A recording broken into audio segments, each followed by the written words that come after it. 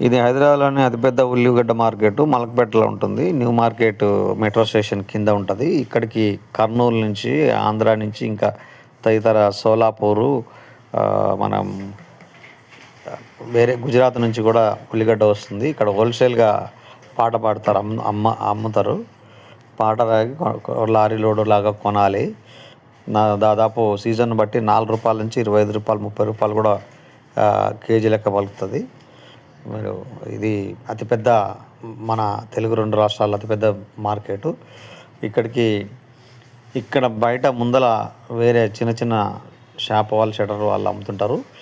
వీళ్ళు ఇక్కడ అమ్మే ఉల్లిగడ్డ రేటు, అల్లం ఎల్లిగడ్డ కూడా దొరుకుతుంది ఇక్కడ.